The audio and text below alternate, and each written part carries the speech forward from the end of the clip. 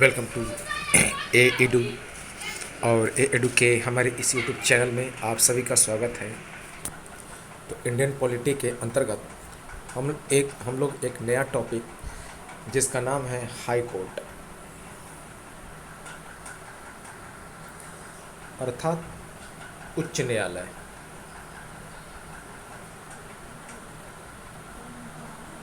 तो high court के बारे में पढ़ेंगे। इम्पॉर्टेंट टॉपिक है, यहाँ से एग्ज़ाम में निश्चित तौर पे प्रश्न बनते हैं। तो चलिए एक एक चीज़ को हम लोग बारीकी से देखें।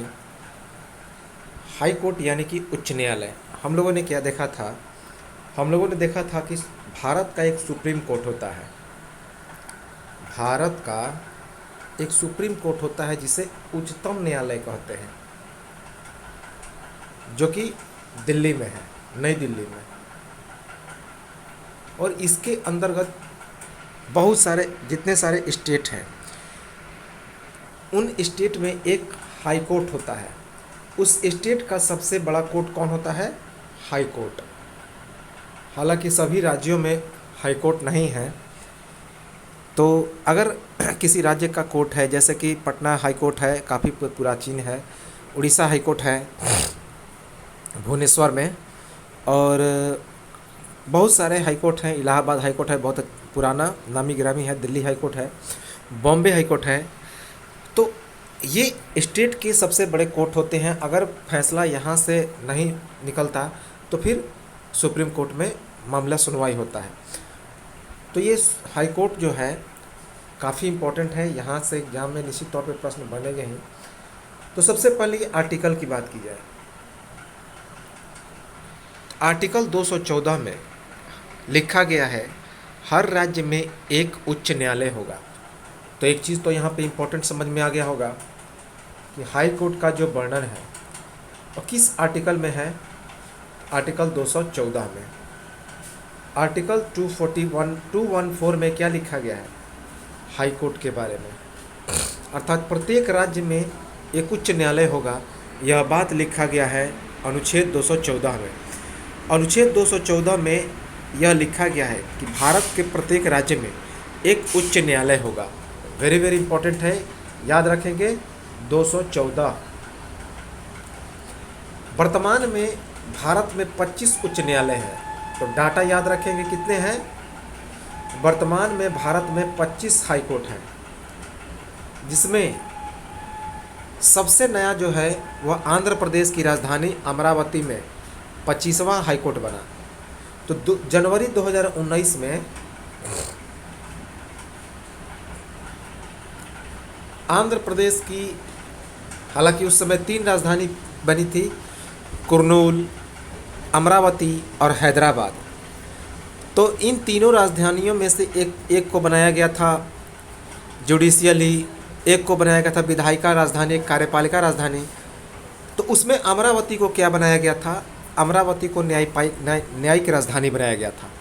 तो वहीं पे 25वीं हाई कोर्ट बनी जनवरी 2019 में आंध्र प्रदेश की राजधानी अमरावती में। इसके पहले टोटल 24 थे। टोटल कितने थे? 24। पूछा जाए कि पहली बार हाई कोर्ट की स्थापना कब हुई थी, तो 1862 में। 1862 में कलकत्ता में।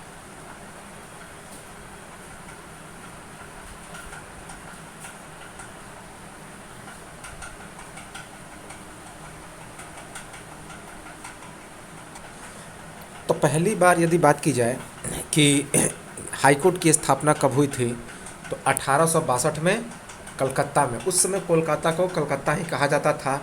और अंग्रेज़ों का प्रमुख व्यापारिक केंद्र कौन था? तो कोलकाता ही था, क्योंकि वह हुगली नदी के किनारे था और अंग्रेज़ आसानी से वहाँ से बंदरगाह के माध्यम से व्यापार करते थे।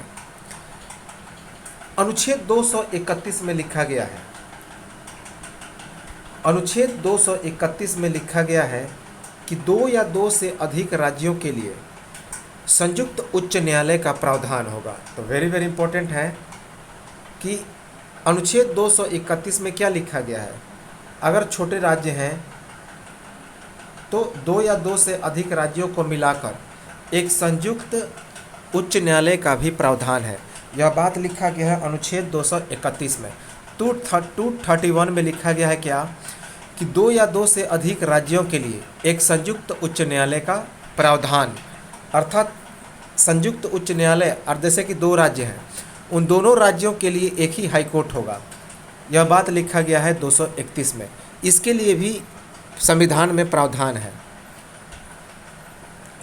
अनुच्छेद 231 में लिखा गया है कि संसद कानून बनाकर दो या दो से अधिक राज्यों के लिए एक संयुक्त हाईकोर्ट की स्थापना कर सकती है।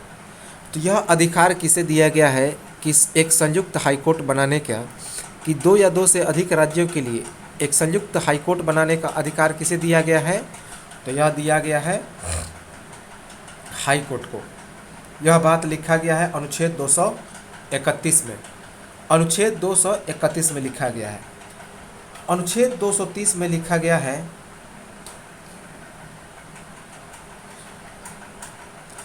अनुच्छेद 230 में क्या लिखा गया?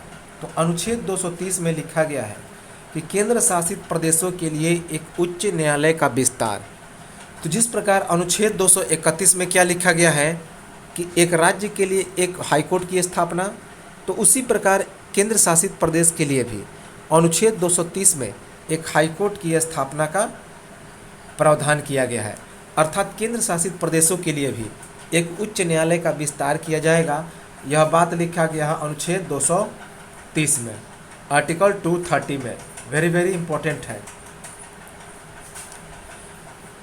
अनुच्छेद 230 में लिखा गया है कि संसद कानून बनाकर किसी भी उच्च न्यायालय का विस्तार केंद्र शासित प्रदेश के लिए कर सकता है।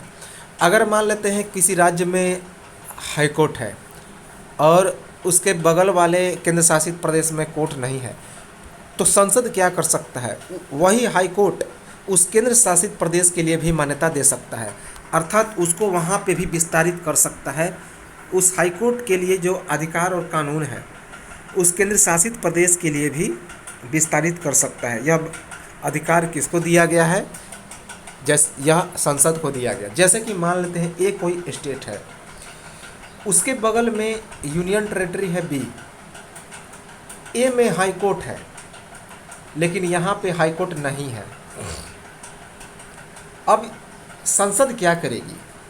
यहाँ के, चूँकि यहाँ पे तो कोई हाई कोर्ट है नहीं, तो यहाँ पे अगर कोई राज्य स्तर पर कोई केस करता है, कोई मुकदमा जाहिर करता है, तो कहाँ करेगा? तो संसद क्या करेगी कि इस स्टेट को हाई कोर्ट को इसके साथ अटैच कर देगा, यानी कि अब इसका जो क्षेत्र है हाई कोर्ट का अब यहाँ तक विस्तारित हो जाएगा, यानी कि अब ये दोनों का यह हाई कोर्ट क्षेत्र विस्तार हो गया, इस यूनियन टेरेटरी के लिए भी और स्टेट के लिए भी। तो यह आर्टिकल 230 में लिखा गया। अब हम लोग एक बार इसको रिकॉल कर लें कि अनुच्छेद 214 में क्या लिखा गया है कि भारत के राज्य में एक हाईकोर्ट होगा। सबसे जो नवीनतम हाईकोर्ट है वह 25वां हाईकोर्ट है। आंध्र प्रदेश की राजधानी, आंध्र प्रदेश की जो न्यायिक राजधानी है अमरावती। और वर्तमान में भारत में कुल कितने हाईकोर्ट हैं? तो 25। पहला हाईकोर्ट कौन था? तो 1862 में कलकत्ता में बनाया गया था। उसके बाद अनुच्छेद 231 में लिखा गया है संयुक्त हाईकोर्ट, दो या दो से अधिक राज्यों को मिलाकर संयुक्त हाईकोर्ट की स्थापना, और इसका अधिकार किसको है? तो संसद के पास है। उसी प्रकार अनुच्छेद 230 में लिखा गया है केंद्र शासित प्रदेश के लिए भी एक हाईकोर्ट, केंद्र शासित प्रदेश के लिए भी हाईकोर्ट का विस्तार या हाईकोर्ट की स्थापना, यह अधिकार किसको मिला है? तो संसद को मिला है। इम्पोर्टेंट है, आर्टिकल याद रखेंगे।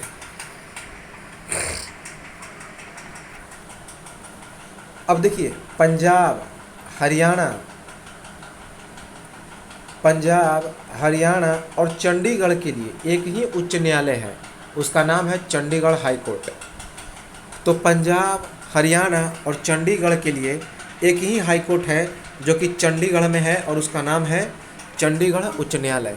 क्योंकि हरियाणा और पंजाब दोनों के लिए राजधानी कौन है? तो चंडीगढ़। इसीलिए चूँकि चंडीगढ़ क्या है? तो एक केंद्र शासित प्रदेश, चंडीगढ़ क्या है? तो एक केंद्र शासित प्रदेश है। तो पंजाब, हरियाणा और चंडीगढ़ के लिए एक ही उच्च न्यायालय है, चंडीगढ़ हाई कोर्ट। याद रखेंगे। महाराष्ट्र, गोवा और दमन दीव और दादर नागर हवेली के लिए। तो महाराष्ट्र, गोवा, दमन दीव और दादर नागर हवेली के लिए, चूँकि ये जो दादर नागर हवेली और दमन और दीव है ये यूनियन टेरेटरी है, तो इनके लिए और महाराष्ट्र और गोवा के लिए एक ही हाई कोर्ट है, बॉम्बे हाई कोर्ट। क्या नाम है उसका? Bombay high court. जब यह बना था तो उसका नाम था बॉम्बे हाई कोर्ट, लेकिन अब चूंकि बॉम्बे का नाम बदल के पहले बम्बई किया गया और अब उसको भी मुंबई कर दिया गया, तो इस हाई कोर्ट का नाम है मुंबई हाई कोर्ट। याद रखेंगे 4 जगहों के लिए, महाराष्ट्र, गोवा, दमन और दीव और दादर नागर हवेली। तमिलनाडु और पुडुचेरी के लिए, तमिलनाडु और पुडुचेरी के लिए एक ही हाई कोर्ट है, उसका नाम है मद्रास हाई कोर्ट।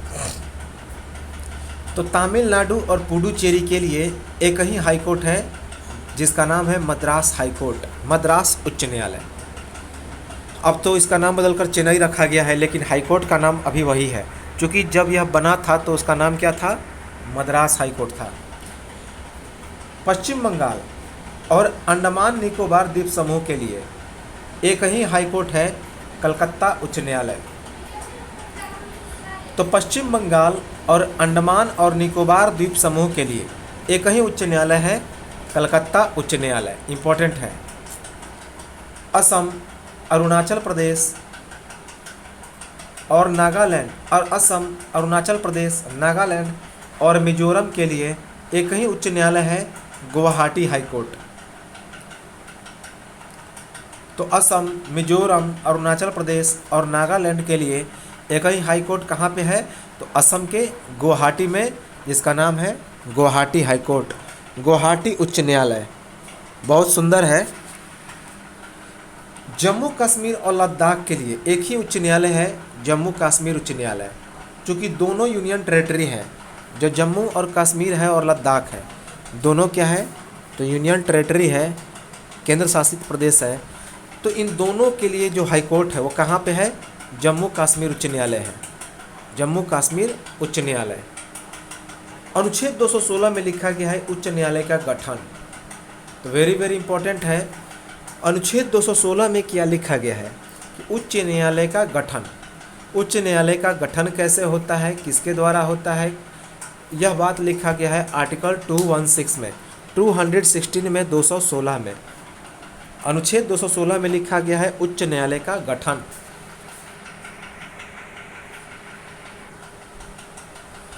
अनुच्छेद 216 में लिखा गया है कि प्रत्येक उच्च न्यायालय में एक मुख्य न्यायाधीश और अन्य न्यायाधीशों की संख्या का निर्धारण कौन करते हैं?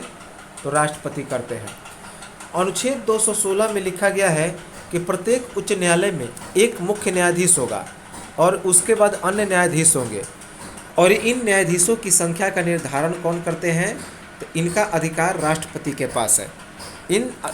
ये जो न्यायाधीश हैं इनकी संख्याओं का निर्धारण करते हैं राष्ट्रपति। इम्पॉर्टेंट है। तो अनुच्छेद 216 में लिखा गया है कि प्रत्येक उच्च न्यायालय में एक मुख्य न्यायाधीश और अन्य न्यायाधीश होंगे, और न्यायाधीशों की संख्या का निर्धारण कौन करते हैं? तो राष्ट्रपति करते हैं।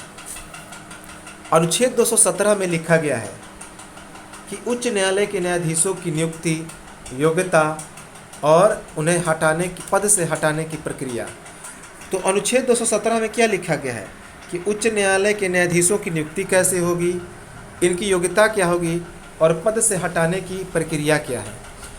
तो अनुच्छेद 217 में लिखा गया है कि उच्च न्यायालय के न्यायाधीशों की नियुक्ति, योग्यता और पद से हटाने की प्रक्रिया क्या है। तो इम्पोर्टेंट है। अनुच्छेद 217 में लिखा गया है कि उच्च न्यायालय के न्यायाधीशों की नियुक्ति राष्ट्रपति, सर्वोच्च न्यायालय के मुख्य न्यायाधीश और राज्य के उच्च न्यायालय के मुख्य न्यायाधीश एवं राज्यपाल से विचार विमर्श के बाद ही करते हैं। तो अनुच्छेद 217 में लिखा गया है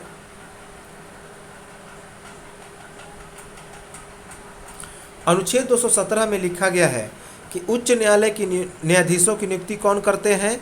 राष्ट्रपति करते हैं। सर्वोच्च न्यायालय के मुख्य न्यायाधीश और उस राज्य के उच्च न्यायालय के मुख्य न्यायाधीश एवं राज्यपाल के विचार की विमर्श के बाद ही करते हैं। तो अनुच्छेद 217 में लिखा गया है कि हाईकोर्ट के न्यायाधीशों की नियुक्ति किसके द्वारा होती है? तो राष्ट्रपति के द्वारा होती है। लेकिन राष्ट्रपति कैसे नियुक्ति करते हैं? तो सर्वोच्च न्यायालय के मुख्य न्यायाधीश और उस राज्य के उच्च न्यायालय के मुख्य न्यायाधीश एवं राज्यपाल से विचार विमर्श करने के बाद ही करते हैं।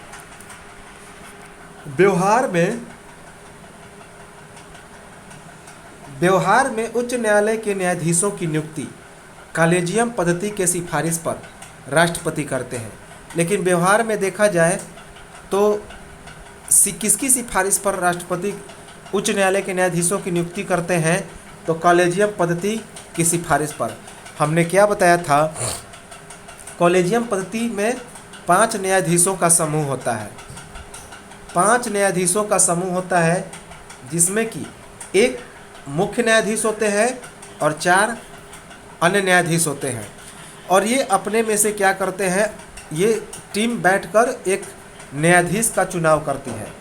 तो व्यवहार में उच्च न्यायालय के न्यायाधीशों की नियुक्ति कॉलेजियम पद्धति के सिफारिश पर राष्ट्रपति करते हैं। इम्पोर्टेंट है।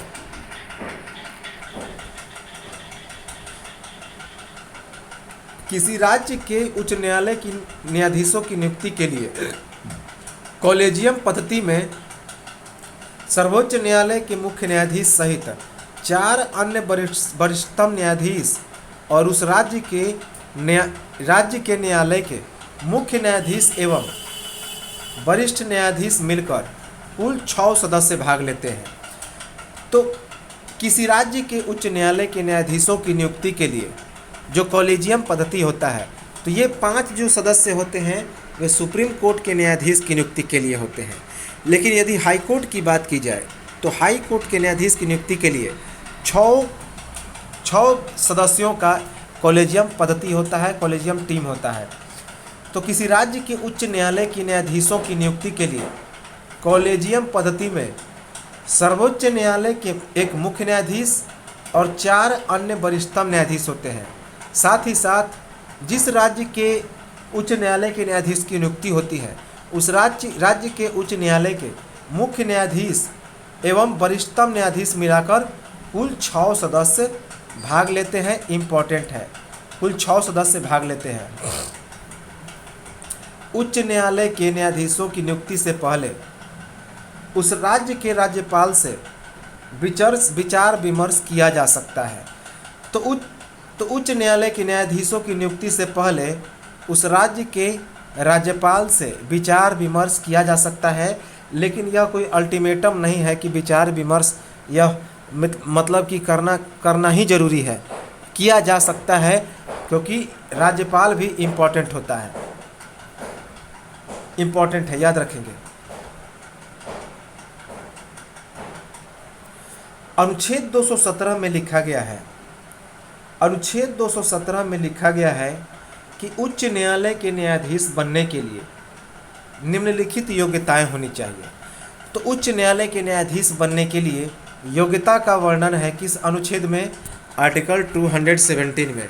अभी हमने बताया कि 217 में क्या लिखा गया। अनुच्छेद 217 में राज्यपाल की योग्यता, पद से हटाने की प्रक्रिया, उसके बाद उसमें उसकी प्रक्रिया, इन सब के बारे में चर्चा है।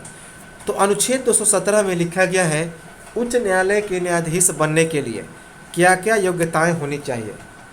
तो पहला तो सब लोग जानते हैं कि भारत का नागरिक होना चाहिए। पहला योग्यता है कि उसे भारत का नागरिक होना चाहिए। 62 वर्ष की आयु पूरी की होनी चाहिए, अर्थात 62 वर्ष की आयु पूरी नहीं होनी चाहिए। तो जिस प्रकार सुप्रीम कोर्ट के न्यायाधीश बनने के लिए अधिकतम आयु कितना था? तो 65 वर्ष। लेकिन हाई कोर्ट के न्यायाधीश बनने के लिए 62 वर्ष। 62 वर्ष की आयु पूरी नहीं होनी चाहिए।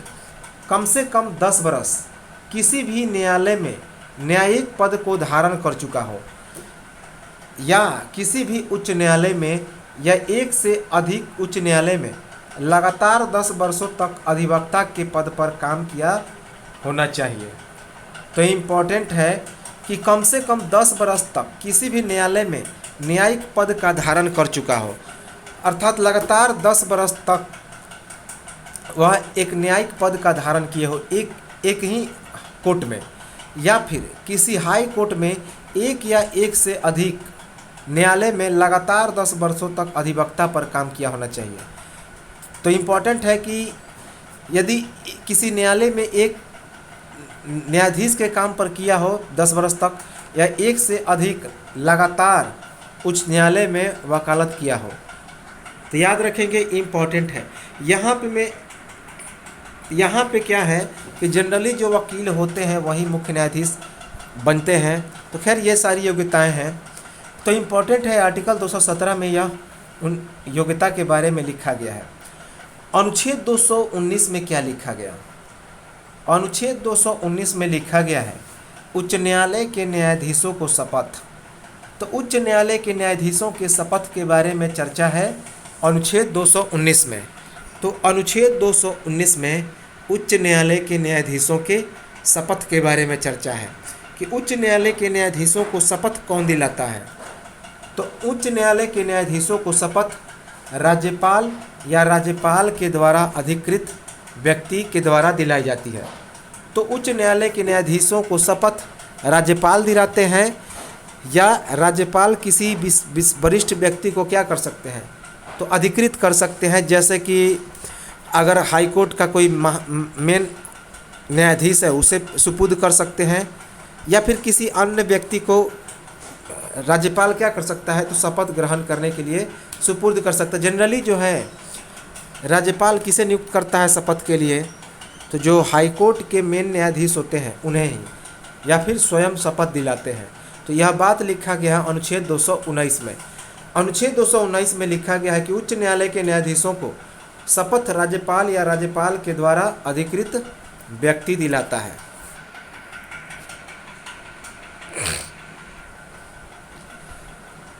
व्यवहार में राज्यपाल उच्च न्यायालय के मुख्य न्यायाधीशों को शपथ दिलाता है और मुख्य न्यायाधीश अन्य न्यायाधीशों को शपथ दिला देते हैं। तो व्यवहार में राज्यपाल क्या करते हैं कि जो उच्च न्यायालय के मुख्य न्यायाधीश होते हैं उनको शपथ दिला देते हैं, और जो उच्च न्यायालय के मुख्य न्यायाधीश हैं वे क्या करते हैं कि अन्य न्यायाधीशों को शपथ दिला देते हैं। जनरल तौर पर यही होता है।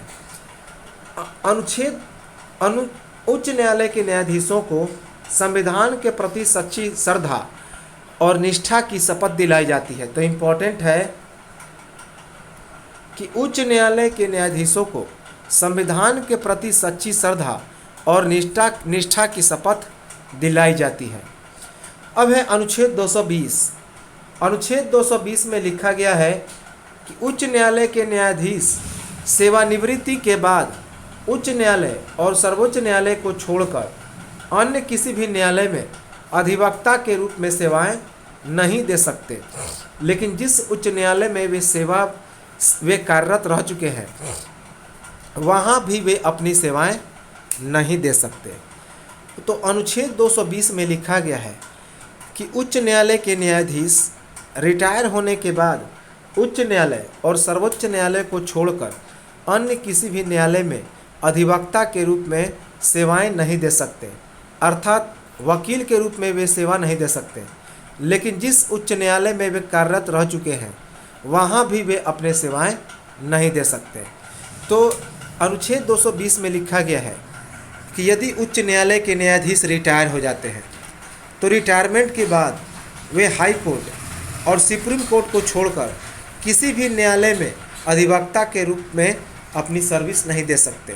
लेकिन जिस हाई कोर्ट में वे कार्य कर चुके हैं वहाँ पर भी वे सेवाएं नहीं दे सकते। याद रखेंगे, अर्थात जो वकील हैं वो तो न्यायाधीश के पद पर सेवा दे सकते हैं, लेकिन जो मुख्य न्यायाधीश हैं वह किसी भी कोर्ट में, चाहे हाई कोर्ट हो या सुप्रीम कोर्ट हो, वहाँ पे वे सेवाएं नहीं दे सकते।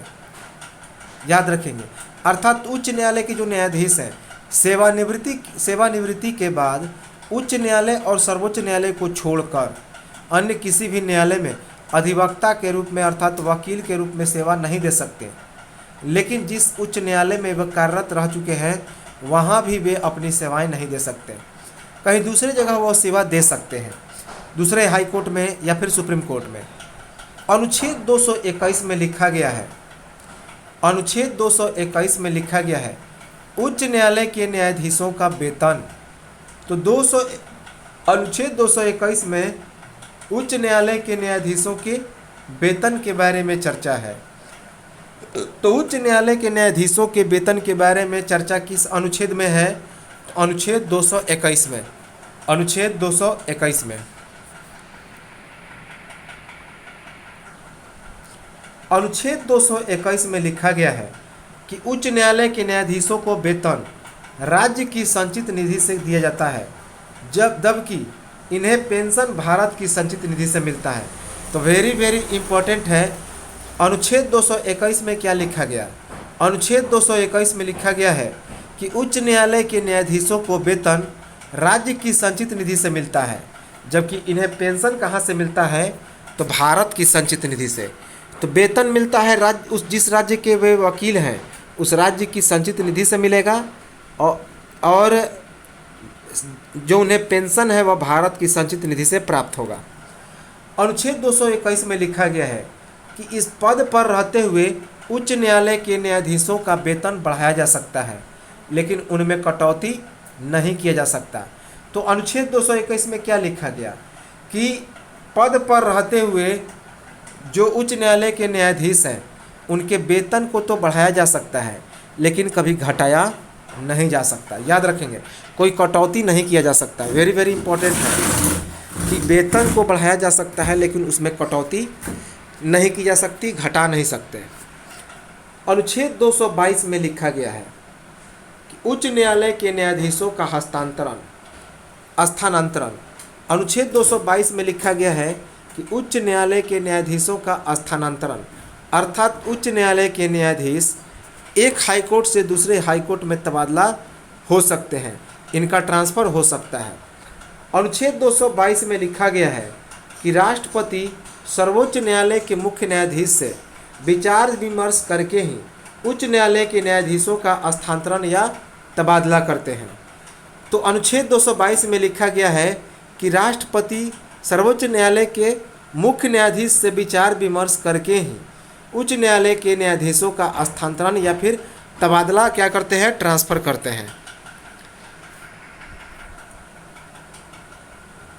अनुच्छेद 223 में लिखा गया है कार्यवाहक मुख्य न्यायाधीश। अनुच्छेद 223 में लिखा गया है कार्यवाहक मुख्य न्यायाधीश। तो कार्यवाहक मुख्य न्यायाधीश कब होंगे? जब मुख्य न्यायाधीश की अनुपस्थिति होती है तो उनकी जगह पर न्यायपालिका को चलाने के लिए एक कार्यवाहक मुख्य न्यायाधीश की नियुक्ति होती है। यह बात लिखा गया है अनुच्छेद 223 में। तो अनुच्छेद 223 में लिखा गया है कार्यवाहक मुख्य न्यायाधीश। अनुच्छेद 223 में लिखा गया है कि उच्च न्यायालय के मुख्य न्यायाधीश का पद रिक्त हो जाने पर राष्ट्रपति उच्च न्यायालय के किसी भी न्यायाधीश को कार्यवाहक मुख्य न्यायाधीश के रूप में नियुक्त कर सकते हैं। तो अनुच्छेद 223 में क्या लिखा गया है कि उच्च न्यायालय के मुख्य न्यायाधीश का पद यदि रिक्त हो जाए, यदि उच्च न्यायालय के मुख्य न्यायाधीश का पद यदि रिक्त हो जाए तो राष्ट्रपति क्या करते हैं कि उस उच्च न्यायालय के किसी भी न्यायाधीश को कार्यवाहक मुख्य न्यायाधीश के रूप में नियुक्त कर सकते हैं। अनुच्छेद 224 में लिखा गया है कि उच्च न्यायालय में अपर और अतिरिक्त न्यायाधीश। वेरी इंपॉर्टेंट है। अनुच्छेद 224 में लिखा गया है कि उच्च न्यायालय में अपर और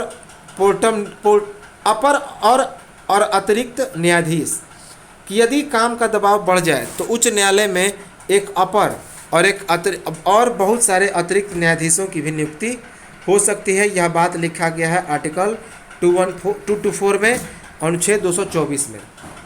अनुच्छेद 224 में लिखा गया है कि उच्च न्यायालय में कार्यों की वृद्धि हो जाने पर राष्ट्रपति सर्वोच्च न्यायालय के मुख्य न्यायाधीश के साथ विचार विमर्श करके ऐसे व्यक्ति को केवल 2 वर्षों के लिए अतिरिक्त या उन पर न्यायाधीश के रूप में नियुक्त कर सकता है जो उच्च न्यायालय में न्यायाधीश बनने की योग्यता रखता हो। तो अनुच्छेद 224 में लिखा गया है कि उच्च न्यायालय में कार्यों की वृद्धि हो जाने पर यह किसका काम है, तो राष्ट्रपति का। राष्ट्रपति उस उच्च न्यायालय के मुख्य न्यायाधीश के साथ विचार विमर्श करके ही ऐसे व्यक्ति को केवल 2 वर्ष के लिए अतिरिक्त या अपर न्यायाधीश के रूप में नियुक्त कर सकता है जो उच्च न्यायालय में न्यायाधीश बनने की अतिरिक्त योग्यता रखता हो। तो राष्ट्रपति आसानी से क्या करेगा, तो ऐसे व्यक्ति को वह आसानी से हाई कोर्ट का जज बना देगा। अनुच्छेद 225 में लिखा गया है, अनुच्छेद 225 में क्या लिखा गया, अनुच्छेद 225 में लिखा गया है कि उच्च न्यायालय के क्षेत्राधिकार एवं अधिकारिता।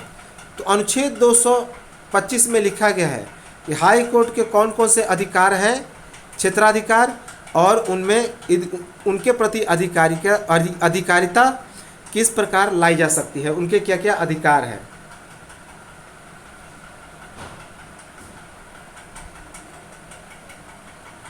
अनुच्छेद 225 में लिखा गया है, अनुच्छेद 225 में लिखा गया है कि उच्च न्यायालय के पास 5 प्रकार के क्षेत्राधिकार या अधिकारिता है। तो अनुच्छेद 225 में लिखा गया है कि उच्च न्यायालय के पास 5 प्रकार के क्षेत्राधिकार या अधिकारिता का वर्णन है।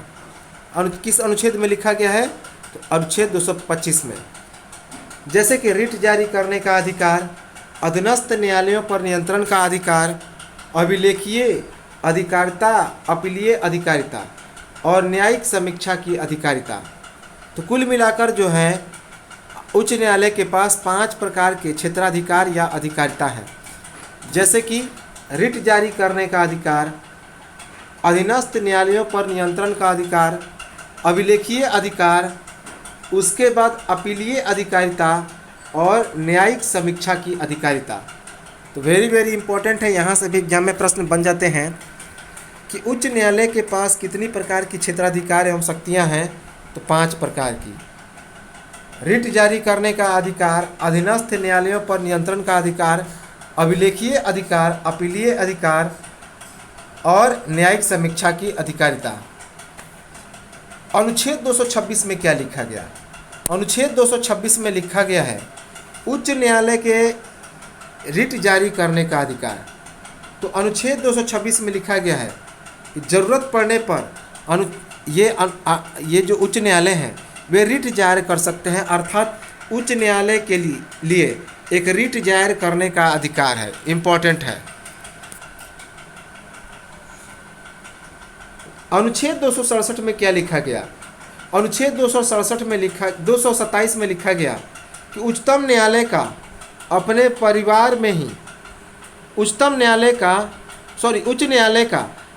अधीन आने वाले सभी न्यायालयों के निरीक्षण का अधिकार। तो अनुच्छेद 227 में लिखा गया है कि उच्च न्यायालय का अपने अधीन आने वाले सभी न्यायालयों के निरीक्षण का अधिकार। चूँकि राज्यों का सबसे बड़ा कोर्ट होता है हाई कोर्ट, तो यह उन्हें अनुच्छेद 227 में एक अधिकार दिया गया। क्या दिया गया है कि उच्च न्यायालय का अपने अधीन आने वाले सभी न्यायालयों के निरीक्षण का अधिकार, अर्थात जो हाई कोर्ट है वह अपने अंदर आने वाले जितने सारे सत्र न्यायालय हैं उन पर वह जांच कर सकता है, याद रखेंगे। अर्थात एक तरह का कोर्ट के गार्जियन का रूप में काम करेगा स्टेट के अंदर।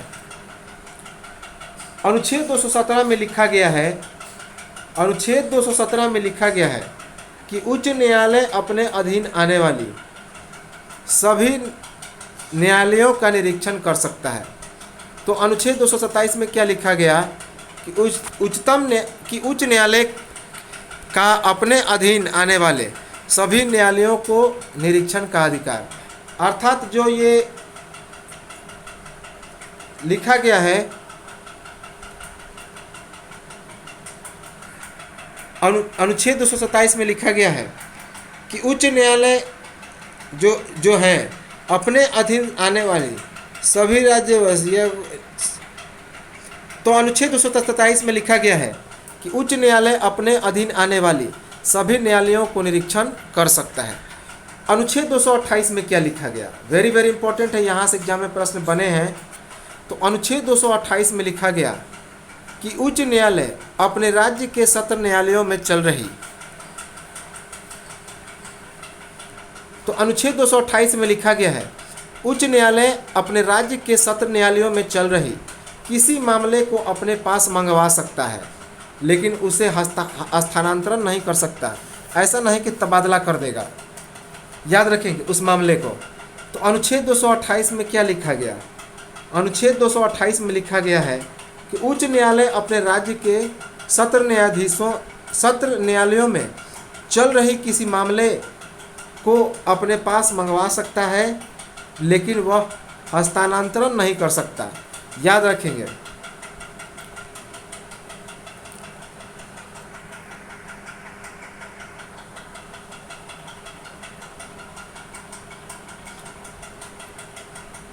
इसके बाद है कि अनुच्छेद 233 वेरी वेरी इंपॉर्टेंट है, यहाँ से भी एग्जाम में प्रश्न बने हैं।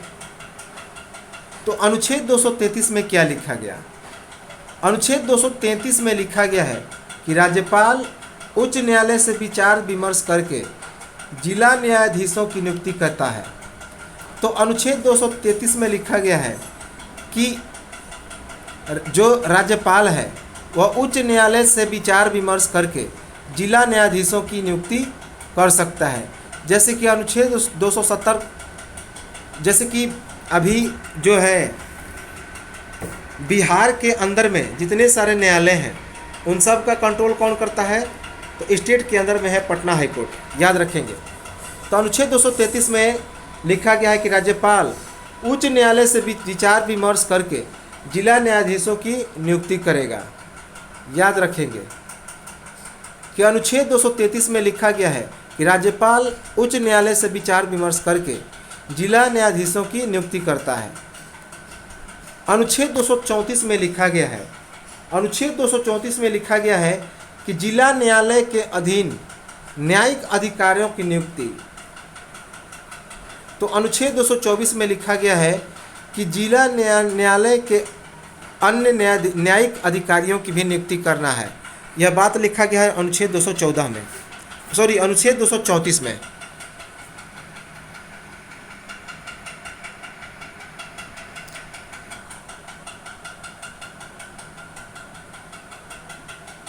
अनुच्छेद 234 में लिखा गया है कि जिला न्यायालय के अन्य न्यायिक सेवा के अधिकारियों की नियुक्ति कौन करता है? तो राज्यपाल के द्वारा उच्च न्यायालय तथा राज्य लोक सेवा आयोग के साथ विचार विमर्श के साथ करता है, याद रखेंगे। तो अनुच्छेद 234 में लिखा गया है कि जिला न्यायालय के अन्य न्यायिक सेवा के अधिकारियों की नियुक्ति राज्यपाल के द्वारा उच्च न्यायालय तथा राज्य लोक सेवा आयोग के साथ विचार विमर्श करके किया जा सकता है, याद रखेंगे। अनुच्छेद 215 में क्या लिखा गया? उच्च न्यायालय के अभिलेखीय अधिकारिता। अनुच्छेद 215 में लिखा गया है कि उच्च न्यायालय की अभिलेखीय अवधारणा, याद रखेंगे, अभिलेखीय अधिकारिता। तो अनुच्छेद 215 में लिखा गया है उच्च न्यायालय की अभिलेखीय अधिकारिता, इम्पॉर्टेंट है। अनुच्छेद 215 में लिखा गया है कि उच्च न्यायालय भी अभिलेख न्यायालय के रूप में कार्य करता है, अर्थात उसे अपनी अवमानना पर दंड देने का अधिकार है। अर्थात उच्च न्यायालय के द्वारा दिया गया दंड उदाहरण के तौर पर सुरक्षित रखे जाते हैं। अर्थात उच्च न्यायालय एक अभिलेख की तरह कार्य करता है। वेरी वेरी इंपॉर्टेंट है, और जिसका पालन उस राज्य के सभी अधीनस्थ न्यायालय को भी करना पड़ता है, इम्पॉर्टेंट है।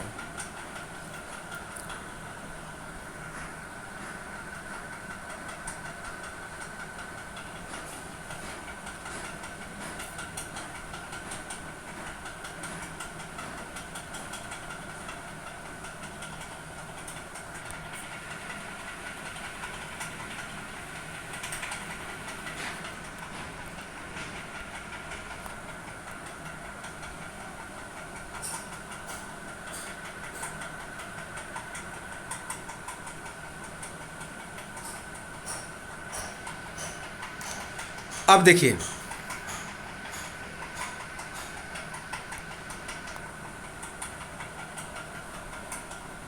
पंजाब, हरियाणा,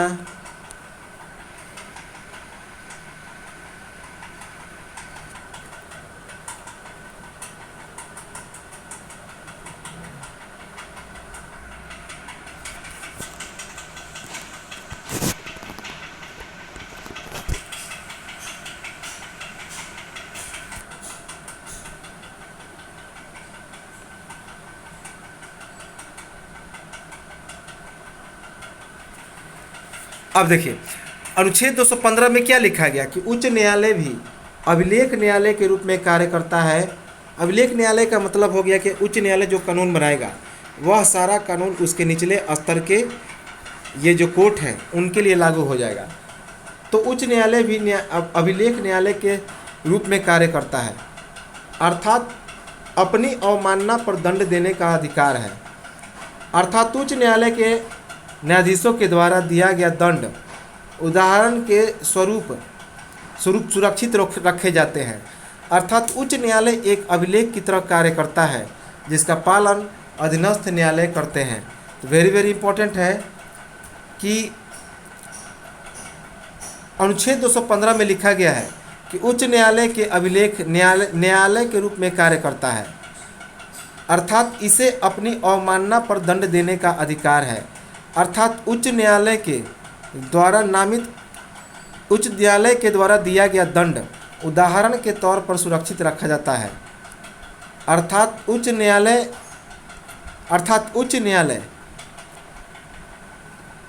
एक अभिलेख की तरह काम करता है। किस चीज़ की तरह? अभिलेख की तरह,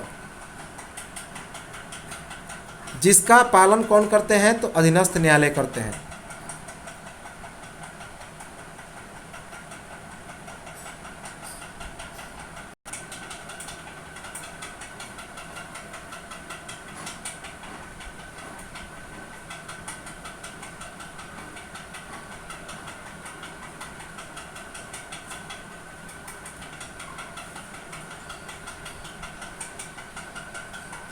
अब देखिए अनुच्छेद 229 में क्या लिखा गया। उच्चतम न्यायालय के न्यायाधीशों की तरह राज्य के उच्च न्यायालयों को भी कानून से संबंधित मामलों में न्यायिक समीक्षा करने का अधिकार है। अर्थात राज्य के अंदर में संसद कैसा कानून बनाया, कानून सही ढंग से चल रहा है या नहीं, तो इसे क्या करना है। तो अनुच्छेद 229 में लिखा गया है कि उच्च न्यायालय के अधिकारियों और कर्मचारियों की नियुक्ति एवं सेवा शर्त, जबकि उच्चतम न्यायालय की तरह राज्यों के उच्च न्यायालयों को भी कानून से संबंधित मामलों में न्यायिक समीक्षा करने का अधिकार है। अर्थात यह देख सकता है राज्य के जो फैसले हैं, राज्य वह कैसा है, डिसीजन कैसा है, तो एक बार उसे रिकॉल कर सकता है, रीडिंग देके पढ़ सकता है। तो अनुच्छेद 229 में लिखा गया है तो उच्चतम न्यायालयों की तरह राज्यों के उच्च न्यायालयों को भी कानून से संबंधित मामलों में न्यायिक समीक्षा करने का अधिकार प्राप्त है। अनुच्छेद 229 में क्या लिखा गया? अनुच्छेद 229 में लिखा गया है कि उच्च न्यायालय के अधिकारियों एवं कर्मचारियों की नियुक्ति एवं सेवा शर्त। तो अनुच्छेद 229 में क्या लिखा गया? अनुच्छेद 229 में लिखा गया है कि उच्च न्यायालय के अधिकारियों और कर्मचारियों की नियुक्ति एवं सेवा शर्त। अब है कि अनुच्छेद 229 में क्या लिखा गया। एक बात और लिखा गया, अनुच्छेद 229 में लिखा गया कि उच्च न्यायालय के अधिकारियों और कर्मचारियों की नियुक्ति उच्च न्यायालय के मुख्य न्यायाधीश द्वारा की जाती है और यही इनके सेवा शर्त का निर्धारण भी करते हैं। तो अनुच्छेद 229 में लिखा गया है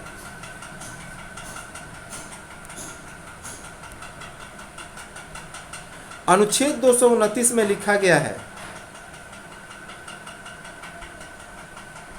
अनुच्छेद 229 में लिखा गया है कि उच्च न्यायालय के अधिकारियों और कर्मचारियों की नियुक्ति उच्च न्यायालय के मुख्य न्यायाधीश द्वारा की जाती है। किसके द्वारा? तो हाई कोर्ट के मुख्य न्यायाधीश के द्वारा, और यही जो है इनके बस सेवा का निर्धारण करते हैं। यही क्या करते हैं? इनके सेवा शर्त का निर्धारण करते हैं। सेवा शर्त अनुच्छेद 217 में क्या लिखा गया है कि उच्च न्यायालय के न्यायाधीशों को हटाने के लिए इन पर अक्षमता और कदाचार के आरोप प्रस्ताव लाया जा सकता है। तो इन्हें हटाने की मुख्य प्रक्रिया यही है कि अनुच्छेद 217 में क्या लिखा गया। अनुच्छेद 217 में लिखा गया कि उच्च न्यायालय के न्यायाधीशों को हटाने के लिए इन पर हटाने के लिए अक्षमता और कदाचार का आरोप का प्रस्ताव लाया जा सकता है कि यह कह दिया जाएगा कि फलाना कैंडिडेट क्या है, तो ये चोर है, उसके बाद इनका नीयत खराब है, तो अक्षम है। तो इन सभी के कारण अनुच्छेद 217 में क्या लिखा गया है। अनुच्छेद 217 में लिखा गया है, याद रखेंगे, लिखा गया है कि उच्च न्यायालय के न्यायाधीशों को हटाने के लिए इन पर अक्षमता और कदाचार के आरोप का प्रस्ताव लाया जा सकता है। अनुच्छेद 217 में लिखा गया है कि उच्च न्यायालय के न्यायाधीशों को हटाने के लिए अक्षमता या कदाचार के आरोप का प्रस्ताव सदन के किसी भी सदन में लाया जा सकता है। अर्थात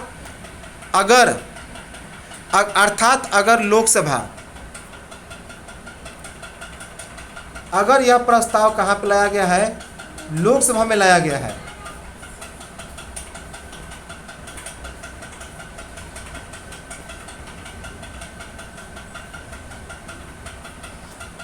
तो अगर यह जो विधेयक है वह कहाँ पे लाया गया, तो सुप्रीम कोर्ट में लाया गया। तो सुप्रीम कोर्ट में लाया गया, तो इसके लिए लोकसभा के 100 सदस्यों का समर्थन मिलना चाहिए, जबकि राज्यसभा के कम से कम 50 सदस्यों का। तो लोकसभा के लिए कम से कम 100 सदस्यों का समर्थन होना चाहिए, जबकि राज्यसभा के लिए कम से कम 30 सदस्यों का समर्थन होना चाहिए। याद रखेंगे, 30 से कम।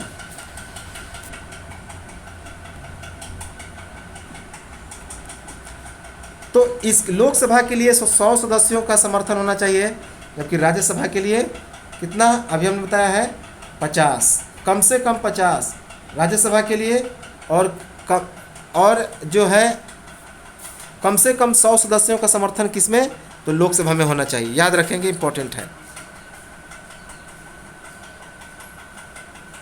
अगर समर्थन मिल जाता है केंद्र का, तो समर्थन मिलने के बाद संबंधित कानून के अध्यक्ष के द्वारा संविधान सभा का गठन कर उसकी जांच कराई जाती है। यानी लोकसभा के अध्यक्ष के द्वारा राज्यसभा में गया है, तो राज्यसभा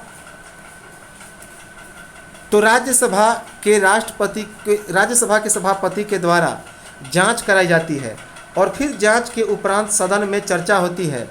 लेकिन चर्चा होने के बाद कम से कम 14 दिन पहले, वेरी वेरी इंपॉर्टेंट है, कितने दिन पहले, तो 14 दिन पहले संबंधित न्यायाधीश को सूचित करना आवश्यक है। और फिर चर्चा होने के बाद दोनों सदनों में कुल सदस्य संख्या, अर्थात जो कुल सदस्य संख्या अलग अलग, तो कुल सदस्य संख्या के 2/3 अर्थात 2/3 बहुमत, जिसे विशेष बहुमत कहते हैं, तो 2/3 बहुमत से क्या होना चाहिए, वह प्रस्ताव पारित हो जाता है, और फिर वापस होकर राष्ट्रपति उस पर हस्ताक्षर कर देते हैं और उस न्यायाधीश को हटना पड़ता है। तो याद रखेंगे कि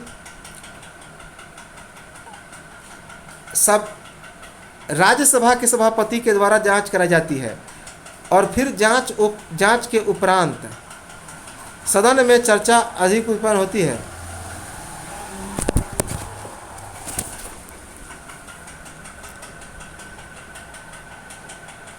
चर्चा होती है, और चर्चा होने के कम से कम 14 दिन पहले, संबंधित न्यायाधीश को हटाकर संबंधित न्यायाधीश को सूचित करना आवश्यक है। तो कितने दिन पहले, 14 दिन पहले। और चर्चा होने के बाद दोनों सदनों से कुल सदस्य संख्या के 2/3 अर्थात विशेष बहुमत से प्रस्ताव पास हो जाता है, और फिर पास होकर वह राष्ट्रपति के पास जाता है, और यदि राष्ट्रपति हस्ताक्षर कर दे तो फिर उस उच्च न्यायालय के न्यायाधीश को हटना पड़ जाएगा। तो ये तो था हमारा हाई कोर्ट, बहुत इम्पोर्टेंट है हाई कोर्ट, जो कि जिन्हें हम लोग उच्च न्यायालय कहते हैं, बहुत इम्पोर्टेंट है। यहाँ से एग्जाम में प्रश्न बनते हैं। तो लाइक सब्सक्राइब शेयर कमेंट करते रहें और मिलेंगे हम लोग अगले वीडियो में और चर्चा करेंगे भारत के मुख्य न्यायाधीश, जो सुप्रीम कोर्ट के मुख्य न्यायाधीश हैं, उसकी चर्चा करेंगे। और उसके बाद जो टॉपिक कुछ कुछ बच जाएंगे उनके बारे में हम लोग देखेंगे। फिर यह इंडियन पॉलिटी का सफ़र हमारा समाप्त हो जाएगा। चलिए मिलते हैं हम लोग नेक्स्ट वीडियो में। तब तक नमस्कार, जय हिंद।